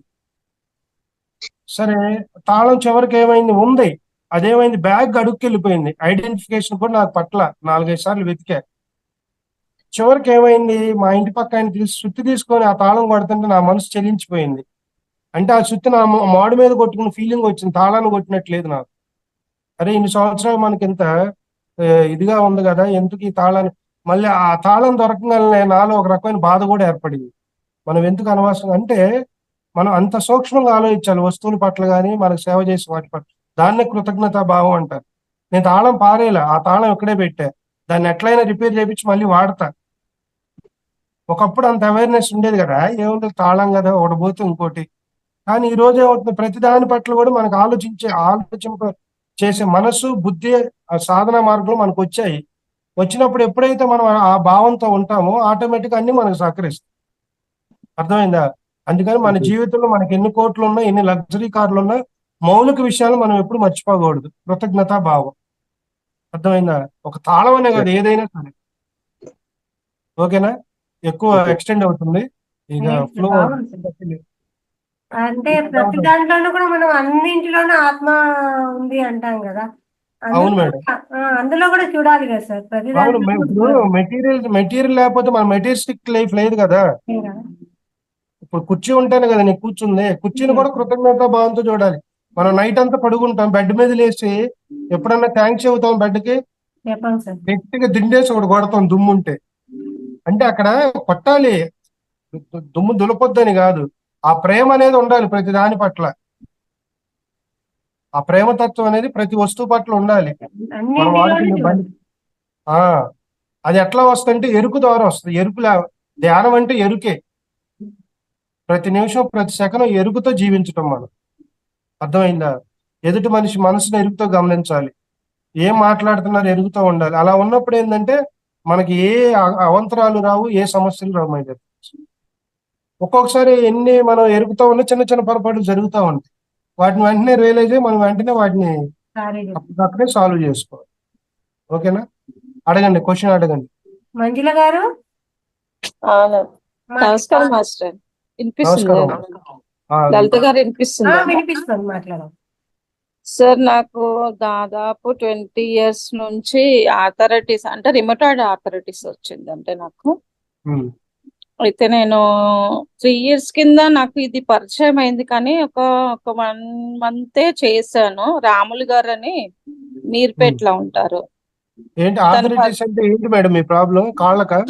మొత్తం బాడీ అంతా వచ్చింది సార్. నేను ఒక్కసారి చూపిస్తాను. మీరు నాన్ వెజ్ మానేశారా? నేను నాన్ వెజ్ తిన్నాను సార్. సార్ నాకు ఇలా ఉంటుంది సార్, చేతులు ఇలా వేలు సొట్టగా అయిపోయింటాయి సార్. ఒక్క నిమిషం సార్, నేను చూపిస్తాను. ఇలా వస్తుంది. అయితే నాకు ఇది ఇప్పుడు 1 week నుంచి చాలా బెనిఫిట్ ఉంది సార్. మూమెంట్ వచ్చింది సార్. ఒక 10 రోజుల నుంచి ధ్యానం చేస్తుంటే ఆ వాపు తగ్గిపోయి. తల్లి, మీరు ఒకటే గుర్తుపెట్టుకోండి, మన జీవితంలో మనకు వచ్చే రోగాలు కావచ్చు, ఈ దీర్ఘకాలిక సమస్యలన్నీ కూడా మన గతంలో ఉన్నటువంటి మన కర్మల ద్వారా. అవును సార్. ఈ కర్మల ప్రక్షాళనకు ఒకటే మార్గం, జ్ఞానాగ్ని దగ్ధ కర్మను. జ్ఞానం ద్వారా కర్మలు దగ్ధం చేసుకోవటం, సేవ ద్వారా కర్మలు దగ్ధం చేసుకోవటం. ఈ జన్మలో మనకు ఒక క్లారిటీ వచ్చినాక మన జీవితాన్ని సాధనకు, సేవకు అంకితం చేయాలి. దానికోసమే భగవంతుడు ఇన్ని సమస్యలు సృష్టించి, ఇన్ని అగాధాలు సృష్టించి మనం ఈ మార్గం వైపు తిప్పుతాడు. దాన్ని పాజిటివ్ గా మనం తీసుకున్నప్పుడు, దాన్ని ఆచరణలో పెట్టినప్పుడు ఆటోమేటిక్ గా మనలో నుంచి దుఃఖం బయటకు వెళ్తుంది. ఆ దుఃఖ రాహిత్య స్థితి ఆనందం. నాకు ఆథరైటిస్ ఉంది అని మీరు బాధపడొద్దు, అదొక గొప్ప వరంగా భావించండి. ఇదొక గొప్ప సువర్ణ అవకాశం అనుకోండి. దానికి ప్రతిరోజు కృతజ్ఞతతో ఉండండి. అర్థమైందా? అర్థమైంది సార్. కృతజ్ఞత భావంతో ఉండండి. తగ్గిద్దా తగ్గదనేది వదిలేయండి, ఆ కాన్సెప్ట్ కూడా పెట్టుకోవద్దు. నాకు ఓకే భగవంతుడు ఈ జన్మలో ఆయన ఇచ్చిన ఒక వరం, దేనికి వచ్చిందో వచ్చింది. ఆ కర్మలన్నిటికీ మనస్ఫూర్తిగా థ్యాంక్స్ చెప్పి వాటన్నిటిని ప్రక్షాళన చేసుకోండి. ఒక ప్రక్షాళనకు ఒకటే సేవ, సాధన, జ్ఞానం. ఈ మూడింటి ద్వారా మనకి మన కర్మలన్నీ కూడా పోతాయి. మనం ఎంత ధ్యానం చేసి ఎంత సాధన చేసి సేవ చేయకపోతే ఏం రాదు. అందుకని గురువులందరూ కూడా వాళ్ళు ఎన్లైటన్ అయ్యి జ్ఞానాన్ని పంచిన వాళ్ళు కూడా సేవ చేస్తారు. బత్రి సార్ ఉన్నారు, ఫ్లో స్టేజ్ మీద మ్యూజిక్ వాయిస్తాడు, ధ్యానం నేర్పుతాడు, క్లాసులు చెబుతాడు, మళ్ళీ అన్నదానానికి అందరికి అన్నం వడ్డిస్తాడు. అంటే ఒక గొప్ప స్థితిలో ఉన్న గురువే అలా చేస్తుంటే మనం ఎంత. అంతే సో సార్. మనం కూడా అది నేర్చుకోవాలి. జీవితాన్ని సాధనకి, భౌతిక జీవితానికి కావాల్సిన టైం భౌతికంగా వదిలేయండి, తర్వాత వదిలేయటమే, అక్కడే ఇరుక్కోవద్దు. పిల్లలు కుటుంబం ఎంతవరకు అంతవరకే.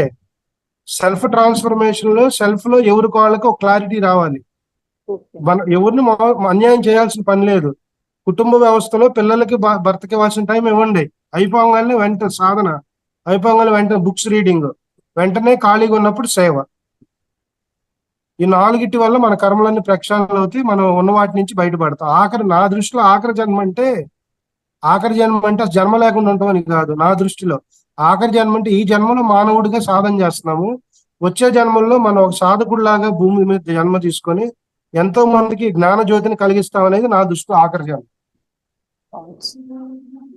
అంతేగాని జన్మ లేకుండా పోవటం కాదు. ఈ జన్మలో మానవుడిగా తీసుకొని దేహాన్ని ధ్యానం చేసాం, కొంత జ్ఞానాన్ని పొందాం, లైఫ్ ఏంటంటే తెలిసింది. తెలిసినాక బ్యాక్ వెళ్ళకూడదు. ఎన్నో అవంతరాలు వస్తాయి, కష్టాలు వస్తాయి, ఇబ్బందులు వస్తాయి.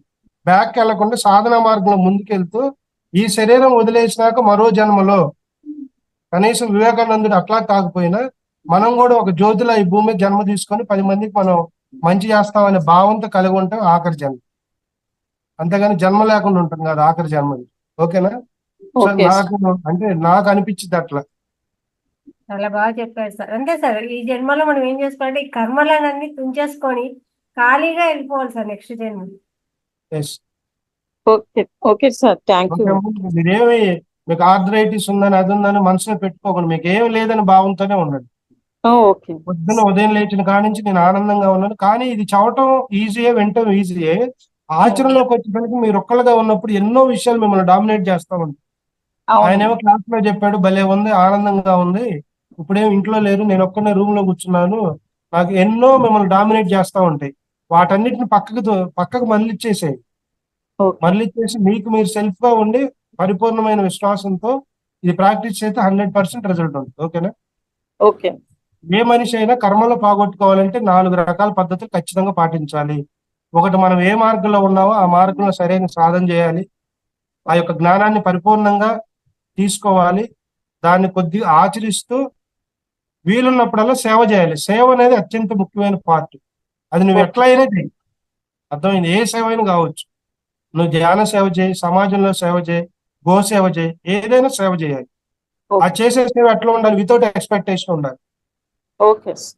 సేవ అంటేనే ఏం ఆశించకుండా చేయటం. అర్థమైందా? అర్థమైంది.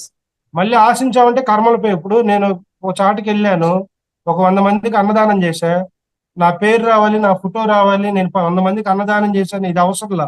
ఇది ఉందంటే మళ్ళీ ఆశిస్తున్నట్టు, అది కర్మ రాహిత్యం కాదు, ఇంకో కర్మను యాడ్ చేసుకుంటున్నాం. ఎప్పుడు ఏ సేవ చేసినా కూడా 10 మందికి ఇన్స్పిరేషన్ కోసం చెబుతాం, అది వేరు. 10 మందికి కానీ నా పేరు రావాలి, నేనే ఉండాలనుకోవటం కర్మరాహిత్య స్థితి కాదు. ఓకేనా? ఇది బాగొట్టుకోవాలనుకో ఎంతో సాధన ఉండాలి, జ్ఞానం ఉండాలి. మనం నెక్స్ట్ అంబేద్కర్ గారు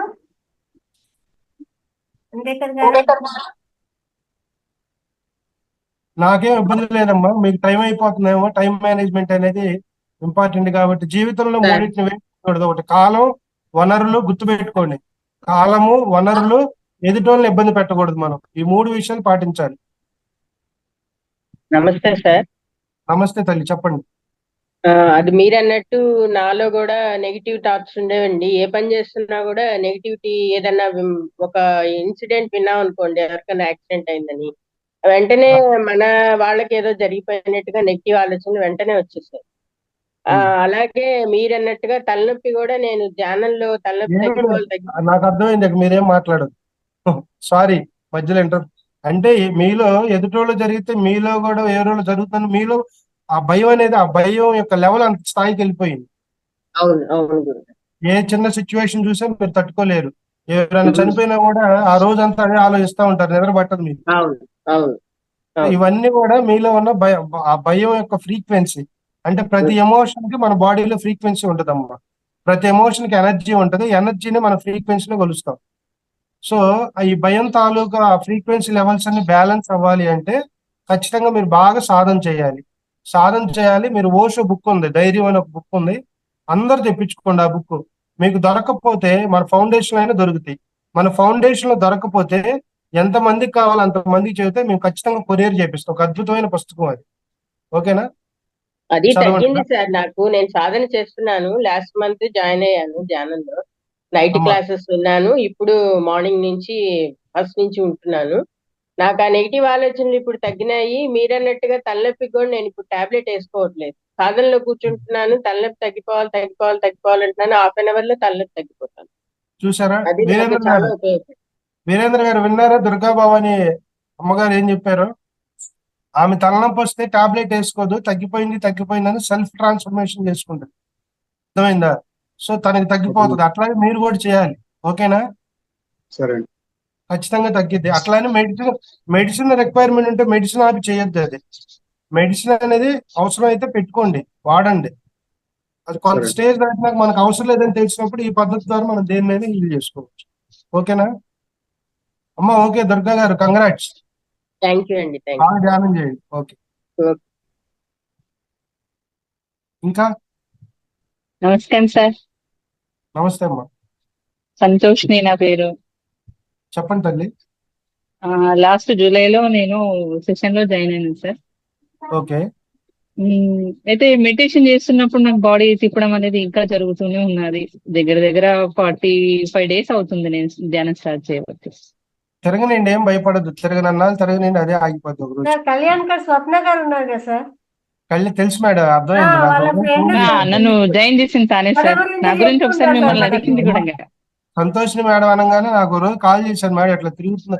అవును సార్, అవును సార్. ఏం భయపడాల్సి, అదొక అద్భుతం మేడం. ఒకటి సార్ అసలు ఇప్పుడు ఏం భయపడతలేను సార్. అది దాన్ని ఏమంటారంటే మేడం, సూక్ష్మ శరీరయానం అంటారు. సాధనలో ఉన్నప్పుడు మన ఫిజికల్ బాడీ నుంచి ఆస్ట్రల్ బాడీ రిలీజ్ అవుతా ఉంటది. ఆ రిలీజ్ అయినప్పుడు కొంతమందికి 10 రోజులు ఉంటది ఈ అనుభవం, కొంతమందికి 20 రోజులు ఉంటుంది, కొంతమందికి ఎక్కువ టైం ఉంటుంది. మీరేం చేస్తారంటే కొద్దిగా సాధన పెంచండి. అంటే 3 గంటలు చేస్తున్నారు అనుకోండి, దానికి 4-5 తీసుకెళ్ళండి. సార్ ఒకసారి ధ్యానంలో మీరు కనిపించారు సార్, రెడ్ షర్ట్ వేసుకొని. అయ్యో అవునా? సంతోషం మేడం. కనపడతా ఉంటారు అందరూ. గురువులు కనపడాలి. గురువులు కనపడితే మనకు ఉపయోగం. మాకంతా ఫస్ట్ మీరే సార్ గురువు. మీరు అంటే ఒప్పుకోరు కానీ మేమంతా మీ నేర్పించుకుంటాను సార్. ఇక్కడ నిజంగా చెప్పాలంటే కొన్ని వర్డ్స్ మనకు మిరాకిల్ గా ఉంటాయి, అర్థం కావు. ఈ భూమి మీద మంచి లేదు, చెడు లేదండి. ఉన్నదాల్లో ఒకటే, తెలిసిన తనం, తెలియని తనం. తెలియని వ్యక్తి తనకు తెలిసిన దానిలోనే అదే జీవితాన్ని జీవిస్తూ ఉంటాడు. కొంచెం తెలుసుకున్న వ్యక్తి అది కాదు జీవితం, ఇది ఇంకో జీవితం అని మనం తెలుసుకుంటూ ఉంటాం. ఇప్పుడు మనం ఏం చేస్తున్నాం అంటే ఆ తెలుసుకున్న దాన్ని 10 మందికి పంచుతున్నాం అంతే. తెలుసుకున్న దాన్ని 10 మందికి పంచుతున్నాం. ఇక్కడ ఎవరికి గురువులు కాదు, అంతా ఒకటే, తెలిసిన తనం, తెలియని తనం. సార్ మీరు ధ్యానంలో కనిపించినప్పుడు గురువే కదా sir? Madam okay madam, thank you madam. అంటే నేను ఆ మాటని నేనేం అపోజ్ చేయట్లా, వ్యతిరేకించడం అట్లా అని తీసుకోవట్లా. మీకు అభిమానం అనేది అట్లా అనిపించింది సార్, అందుకే చెప్తున్నాను నేను. అది చెప్పడానికి ఈ రోజు మేము ముందుకు వచ్చాను. ఈ రోజు కూడా ఇంకా నాకు ఇప్పుడు అందుకే నేను వీడియో ఆన్ చేసి మరీ కూర్చున్నాను మెడిటేషన్ లో. అలానే తిప్పుతూ ఉన్నది. అవునా madam, thank you so much అండి. Thank you. చేయండి, బాగా సాధన పెంచండి, ఏముండదు, తగ్గిపోదు. సార్ ఇంకోటి సార్, పాప ఒక 5-6 days నుంచి మెడిటేషన్ చేస్తున్నది. తనకు వీలైన టైంలో చేస్తున్నది, నైట్ పడుకునేటప్పుడు చేసుకుంటది. అయితే విపరీతమైన తలనొప్పి, పాపం తను నిన్న లేవలేకుండా వెళ్ళిపోయింది సార్. అంటే ఆ తలనొప్పి వచ్చినప్పుడు మీరు ఏం చేస్తారంటే ఎప్పుడైతే బయటకు వచ్చేస్తుంది కదా మెడిటేషన్ అయిపోయాక, వెంటనే మళ్ళీ ఒక 10 నిమిషాలు చేపేయండి. ఓకే. కానీ ఇక్కడ వెన్నపూస బ్యాక్ సైడ్ మొత్తం పెయిన్ అంటుంది సార్, అసలు కూర్చోలేకపోయింది నిన్నంతా. అంటే పాప లావు ఉంటదా సన్నంగా ఉంటదా? సన్నగా ఉంటది, తను యోగా కూడా చేసుకుంటది సార్. అంటే ఒక పని చేయండి, పోచర్ లో తనకు ఎక్కువ లాంగ్ టైం ఎంతసేపు చేస్తుంది కూర్చుంటుంది అంటే, ఇనీషియల్ గా కొత్తగా కూర్చున్న వాళ్ళకి ఈ ఇట్లా కూర్చునే అలవాటు ఉండదు కదమ్మా. ఆ కూర్చున్నప్పుడు ఏదో కొద్ది పై వెయిట్ అవును కూడా సార్. పాయింట్లైటిస్ మీద కూడా కొద్ది పెయిన్ వస్తా ఉంది. అవన్నీ తాత్కాలికమే, ఒక 41 days పోతే అన్ని పోతాయి. ఇప్పుడు మేము అది ధ్యానంలోకి విపరీతంగా వచ్చినప్పుడు అసలు కూర్చోలేక కదా సార్, అసలు నేను బెడ్ మీద కింద లేవలేకపోయింది. నాకు భయం వేసి లలిత మేడం కి కాల్ చేసి మాట్లాడినా సార్. మేడం చూడండి, నేను ధ్యానంలోకి వచ్చిన కొత్త 2012లో ఫస్ట్ 41 days పిరమిడ్ లో ప్రాక్టీస్ చేశాము. ఆ 41 రోజుల్లో మాకు వచ్చే ఒళ్ళినప్పుడు ఎలా ఉండే అంటే, ఒక తారు రోడ్డు మీద రోలింగ్ గనక నడుస్తా ఉంటే ఎంత ఇది ఉంటుంది అంత ఉండేది. తర్వాత 41 days అయితే నేను విపස්සనకు కూడా వెళ్ళా. కొంతమంది సజెస్ట్ చేశారు నాకు, అంటే లాంగ్ టైం కూర్చోటానికి బాగుంటది అంటే, చేసేది మన ప్రక్రియే, వాళ్ళు అక్కడ మన ప్రక్రియ చేస్తారు, కొద్దిగా తేడా ఉంటది. అక్కడ మరీ దారుణంగా ఉంటది. కింద పైన నేల చూడనీరు, కింద భూమిని పైన నేల చూడకూడదు, మనిషిని చూడకూడదు. ఆ 10 రోజులు అయ్యేంత వరకు భూమినే చూడాలి. చాలా చాలా కష్టమైందే కదా సార్ అది విపස්සన. అప్పుడు ఆ ప్రోగ్రామ్ లో కూర్చున్నప్పుడు కూడా మా కళ్ళంటి నీళ్లే తక్కువ. అవన్నీ దాటుకుంటూ వస్తేనే మనకి సాధనలో మన స్థితప్రజ్ఞత వస్తుంది. ఇవన్నీ కూడా మనకి పరీక్షలు అనమాట. మనకు వచ్చే పరీక్షలు ఏదైనా ఆలాహలం తర్వాత అమృతం ఊరికి వెంటనే రాదు. ఆ విపసనలో 10 రోజుల్లో ఫస్ట్ 10 days కోర్సులో ఏమవ్వలేదు, కానీ నెక్స్ట్ టైం వెళ్ళినప్పుడు అసలు మేము తట్టుకోలేకపోయాం. అంత విపరీతమైన నొప్పులు వస్తాయి. ఉదయాన్నే వేడి నీళ్ళు ఇచ్చేవాళ్ళు, అయినా నొప్పులు పోయేవి కాదు. సో అవన్నిటికీ బాడీ తట్టుకొని నిలబడాలి. ఆ నిలబడినప్పుడు మనం గంటలు ఇక నుంచి మీరు ఏం చేస్తారంటే, కొద్దిగా ధ్యానానికి అలవాటు పడిన వాళ్ళందరూ కూడా ఒకే సిట్టింగ్ లో 3 గంటలు కూర్చోవడం అలవాటు చేసుకోండి. లేకపోతే ఎట్టి పరిస్థితుల్లో కూడా లేకపోవద్దు. కాళ్ళు నొప్పులు వచ్చినాయి, వెనుక కొద్దిగా తిమ్మిర్లు వస్తున్నాయి అనుకోండి, సోఫాలో కూర్చొని 3 గంటలు కంటిన్యూ కూర్చోండి. కింద కూర్చున్న వాళ్ళు నొప్పులు వస్తుంటే కొద్ది కాళ్ళను అటు ఇటు జరుపుకొని మళ్ళీ ధ్యాన స్థితిలోకి రండి. 3 hours ఒకే సిట్టింగ్. ఇంతకుముందు ఏమనుకున్నాం, 3+2+1 1 hour మధ్యాహ్నం సాయంత్రం అనుకున్నాం కదా. ఇప్పుడు నుంచి ఏం చేస్తారంటే, ఒకే అవర్ లో ఒకేసారి 3 గంటలు అలా కూర్చోండి, అన్ని పోతాయి. ఇబ్బందులు ఉంటాయి ఏ సాధనలోనైనా. ఇప్పుడు కూర్చుంటే నాకు బాడీ తేలిగ్గా ఉంది సార్. అంతా నాకు ఏం అసలు కాళ్ళ తిమ్మిర్లు రావడం అలాంటిది, అసలు నా కాళ్ళ మీద వెయిట్ పడుతున్నట్టే లేదు సార్ ఇప్పుడైతే నాకు. అదేనమ్మా, అందుకని నేనేమంటానంటే, ఇప్పుడు ప్రతి ఆత్మ కూడా వాళ్ళ యొక్క స్థితులను బట్టి వాళ్ళ యొక్క అనుభవాలు ఉంటాయి, వాళ్ళ బాధలు ఉంటాయి. కొన్ని మంచి సోల్స్ ఉంటాయి, గతంలో ఏ కర్మ బంధాలు ఇరుక్కోకుండా కొన్ని వాటిని మంచి ఆత్మలు అంటాం. వాళ్ళు ఏంటంటే సాధనలో రాగానే వెంటనే గురువులు కనెక్ట్ అవటం, వాళ్ళ యొక్క లైఫ్ డిజైన్ తెలుసుకోవటం, తద్వారా వాళ్ళ లైఫ్ ట్రాన్స్ఫర్మేషన్ ఈజీగా జరిగింది.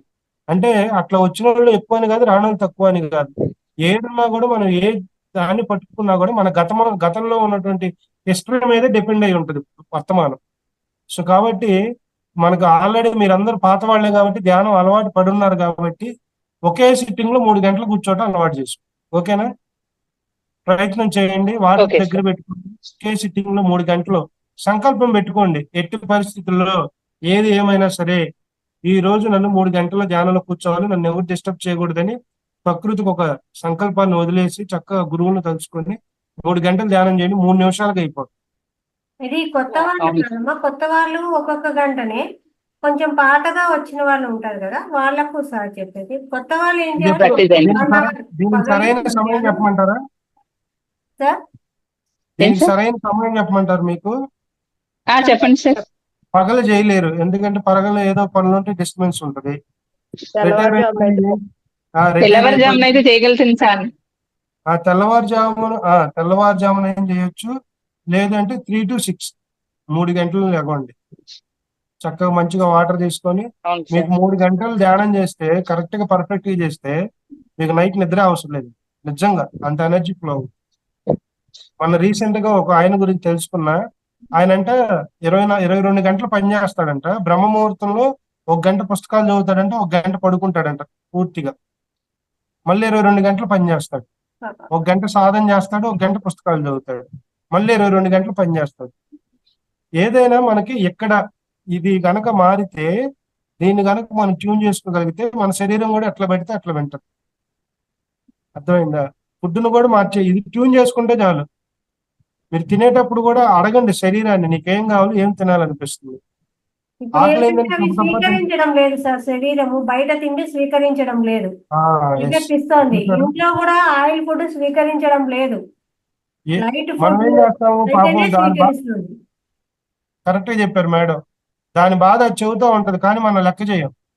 ఉండు, నువ్వు చెప్పేది ఏంది, ఇదే నీ లోపలికి వచ్చే అటు నువ్వు పక్కన ఉండు అని వేసేస్తా ఉంటాం లోపలికి. అందుకనే ఈ రోజు వేయలేము నుంచి సార్, అట్లా పోదు. తినేటప్పుడు కూడా సార్ ఇప్పుడు ధ్యానంలోకి వచ్చిన తర్వాత కూడా ఫుడ్ కంట్రోల్ అయిపోయింది సార్. ఏది పడతారు వేద్దామన్నా దాన్ని యాక్సెప్ట్ చేయలేకపోతుంది అది. తినాలనిపిస్తే తినండి, ఒక నాన్ వెజ్ మాత్రం తినొద్దు. మళ్ళీ చెప్తున్నా, సార్ నాన్ వెజ్ మేము తినలేము సార్, ఇక వెజిటేరియనే. నాన్ వెజ్ మానేసి వెజిటేరియన్ లో కూడా కొన్ని ఫుడ్స్ తినకూడని ఉన్నాయి. కానీ ఎప్పుడైనా మనసు బలవంతం పెడుతుంది, తినండి అంటే తినండి మీన్స్ ఇప్పుడు కొద్దిగా మసాలా ఫుడ్ తినాలనిపించింది, వెజిటేబుల్ బిర్యానీ లాగా, దాన్నే మీరేమి అపోజ్ చేయొద్దు. వారంలో ఒక్కరోజు తింటే తప్పులేదు. అర్థమైందా? నిరంతరం చేయొద్దు మసాలా ఫుడ్. బలవంతంగా మనసుని ఇబ్బంది పెట్టద్దు దేవుడు కూడా. అవును సార్, ఫుడ్ విషయంలో అయితే ఎప్పుడు ఇబ్బంది పెట్టకూడదు. మనసుని ఇబ్బంది పెట్టద్దు. బలవంతంగా చేసే పని మళ్ళీ శరీరం, మనసు బాధపడుతుంది, తద్వారా శరీరానికి ఇబ్బంది. ఏ అలవాటైనా జ్ఞానం ద్వారా సహజంగా పోవాలి, గుర్తుపెట్టుకోండి. జ్ఞానం ద్వారా సహజంగా లోపల నుంచి వెళ్ళిపోవాలి. నాన్ వెజ్ మానేసి వెజిటేరియన్ లో ఎప్పుడైనా కావాలంటే తినండి, మంచి వెజిటేబుల్ బిర్యానీ కానీ పన్నీర్ బిర్యానీ ఇలాంటి వీక్లీ సెలబ్రేట్ చేసుకోండి. లైఫ్ ఈ celebration, we can celebrate every moment in right way. చాలా తక్కువ సార్ ఫుడ్ విషయంలో. మా ఇంట్లో పిల్లలు కూడా మంచి డైట్ లో ఉంటారు సార్, అందుకే చాలా చాలా అంటే చాలా తక్కువ. ఓకే, ఇంకా చాలా thank you thanks sir. Thank you అండి, థ్యాంక్ యూ. ఇంకా ఎవరైనా మాట్లాడతారమ్మా? డౌట్స్ ఏం లేవు సార్. చాలా చాలా థ్యాంక్స్ సార్. చాలా రోజుల తర్వాత మీ క్లాస్ తీసుకోవడం జరిగింది, మీరు చాలా సంతోషం. ఈ 4 రోజులు కూడా శివ గారి క్లాసే ఉంటుంది, అందరూ చక్కగా అటెండ్ అయ్యి మంచిగా జ్ఞానాన్ని పెంచుకుందాం. 12కి స్టాప్ చేయాలి, 12:40 వరకు కూడా మీరు ఉండి. సార్ 12:30 వరకు సార్ క్లాసు, 11 నుంచి 12:30. సో మీ అందరికి కూడా మనస్ఫూర్తిగా ధన్యవాదాలు తెలియజేసుకుంటూ మరొకసారి అందరికి రాఖీ పౌర్ణమి శుభాకాంక్షలు. ఈ రోజు ధ్యానం ఉందిగా మేడం ఈవినింగ్? సార్ మీరందరూ కూడా ఈ రోజు ఇంకొక సందేహం అండి గురుగారు, ఇంకొక సందేహం అండి. అది మన ఆరోగ్యం కోసమే కాకుండా మనకి ఏదైనా ఒక సంఘటన మీద నిర్ణయం తీసుకోవడానికైనా మనం ధ్యానంలో అడగచ్చండి. ఇక్కడ ధ్యానం అనేది ఆరోగ్యం కోసం చేసే ప్రక్రియ కాదు. ఓకే, ధ్యానానికి రోగానికి సంబంధం లేదు, మన కర్మలకి రోగాలకి సంబంధం లేదు. మంచి క్వశ్చన్ అడిగారు. మీరందరూ కొత్త వాళ్ళు కాబట్టి నేను ఆ సబ్జెక్ట్ చెప్పడం ఎందుకు లేని చెప్పలా, కానీ 2 minutes లో క్లోజ్ చేస్తా క్లుప్తంగా చెప్పి. ఇప్పుడు మనం అందరం ధ్యానంలోకి వచ్చాము. మీరు క్లాస్లో రాగానే ధ్యానం నిన్ను నువ్వు చేసుకోవడానికి చేసే అద్భుతమైన ప్రక్రియ అంటే సగం మంది సైన్ అవుట్ అవుతారు, రేపు క్లాసుకు కూడా రాదు. ఈయనేంది, నన్ను నేను తెలుసుకునేది ఏంది, నా పేరు తెలియదా, మా తాత పేరు తెలియదా, మా ముత్తాతల పేరు తెలియదు, అందరి పేర్లు తెలుసు, ఇంకా నన్ను నేను తెలుసుకునేది అనే భావన వస్తుంది. అందుకని ధ్యానంలోకి వచ్చే వాళ్ళందరూ కూడా ఏదో ఒక అనారోగ్య సమస్యతోనో, ఏదో ఒక ఆర్థిక ఇబ్బందుల వల్ల, మానసికంగా ఏదో ఒక విషయాన్ని పట్టుకొని ఇక్కడికి వస్తాం. ఇక్కడికి వచ్చినప్పుడు పత్రిసారి ధ్యానం సర్వరోగ నివారణి అన్నారు. నిజమే, ధ్యానం ద్వారా ఏదైనా పోగొట్టుకుంటాం. కానీ ఇప్పుడు ఒక నొప్పి వచ్చింది, నేను సాధన చేశాను 41 రోజులు, శరీరానికి మరొకటి రాదా? వస్తుందా రాదా? అది సరువు వచ్చింది, మళ్ళీ 41 రోజులు సంకల్పం పెట్టుకొని ధ్యానం చేశాం, మళ్ళీ ఇంకోటి రాదా? శరీరం ఏదో ఒకటి వస్తూనే ఉంటది. ఆ టైం ఎంత పట్టుకుంటే దాన్ని మనం వదిలేస్తాం. అయితే ధ్యానం అనేది ఆధ్యాత్మిక సాధనమ్మ. ఇది ఒక అద్భుతమైన ఆధ్యాత్మిక సాధన. మనల్ని మనం ఎరుగుపరుచుకుంటూ, మనల్ని మనం తెలుసుకుంటూ, నేను శరీరాన్ని కాదు, ఒక దివ్యాత్మ స్వరూపాన్ని, నేను ఆ పరమాత్మ వేరు కాదు, నేను కూడా ఆ పరమాత్మ నుంచి వచ్చిన అంశాత్మే. ఆ పరమాత్మ నాకు తేడా ఏంటంటే, ఆ పరమాత్మ దగ్గర అనంతమైన విజ్ఞానం సాధన ఉంది, నా దగ్గర లేదు. సో కాబట్టి మనం అక్కడి నుంచి వచ్చిన వాళ్ళమే కదా, ఆ పరమాత్మ నుంచి వచ్చిన ఆత్మమే మనం కూడా. అందుకనే గురువులందరూ ఏం చెప్తారు, అంతా ఒకటే, మనం అంతా ఒకటే, నువ్వు వేరు కాదు నేను వేరు కాదు. వాళ్ళు ఆ భావంతో చూస్తారు, ఆ పరమాత్మ యొక్క భావంతో చూస్తారు, కాబట్టి వాళ్ళు అలా చెప్తారు. సో కాబట్టి మిత్రులందరికీ ధ్యానం అనేది రోగాల కోసం 41 రోజులే చేయండి. ఆ 41 days లో అన్ని క్లియర్ అయి చేసుకోవాలి మనం. తర్వాత మన ఆధ్యాత్మిక ఎదుగుదల, అసలు నా జన్మకు కారణం ఏంటి, నేను ఈ భూమి మీద ఎందుకు పుట్టాను, ఈ సాధనా మార్గంలోకి ఎందుకు వచ్చాను. ప్రతి ఒక్కరికి ఒక పర్పస్ ఉంటుంది. ఆ పర్పస్ తెలుసుకొని ఎరుకుతో సరైన జ్ఞానాన్ని పొందుతూ సరైన సాధన చేసుకుంటూ మన జీవితాన్ని ప్రతి నిమిషం సెకండ్ ఆనందంగా గడపడం ఆధ్యాత్మిక అన్ని వదిలేసి వెళ్ళటం కాదు, ఏదో దూరంగా వెళ్ళి ఇదే చేసేది కాదు. సరైన సాధన, సరైన జ్ఞానాన్ని తీసుకొని మన జీవితాన్ని సరైన విధానంలో ఎరుగ్గా జీవిస్తూ నిరంతరం ఆనందంగా జీవించటమే ఆధ్యాత్మికత. సో దానికోసమే ధ్యానము ఇవన్నీ. ఓకేనా? ఓకే గురుగారు. ఓకే అండి, థ్యాంక్ యూ సో మచ్. ఒక్క నిమిషం ధ్యానం చేసి మేడం గారు ధ్యానం చేస్తారు. ఒక్క నిమిషం ధ్యానం చేసి ఈ సెషన్ క్లోజ్ చేద్దాం. మరొకసారి అందరికీ ధన్యవాదాలు. మహావతార్ ఫౌండేషన్ కు, మరి మేడం గారికి, నాకు ఈరోజు చక్కటి అవకాశాన్ని ఇచ్చిన మీ అందరికీ ధన్యవాదాలు తెలియజేసుకుంటూ రాఖీ పౌర్ణిమ శుభాకాంక్ష. Okay madam. Thank you sir, thank you very much. Okay. మంచి జ్ఞానాన్ని ఇచ్చారు. చేయిస్తాను సార్. Thank you sir. అందరూ కూడా ఒక 2 నిమిషాలు మెడిటేషన్ చేసి చక్కగా క్లాస్ ముగిద్దాము. అద్దాలు తీసేసేయండి. చేతులు వేళ్ళలో వేలు వేసుకోండి. కాళ్ళు క్రాస్ చేసుకొని కూర్చోండి.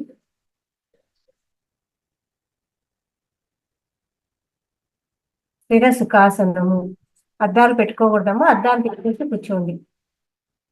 స్థిరమైన సుఖమైన ఆసనము. చక్కగా 2 నిమిషాలు ధ్యానం చేద్దాము.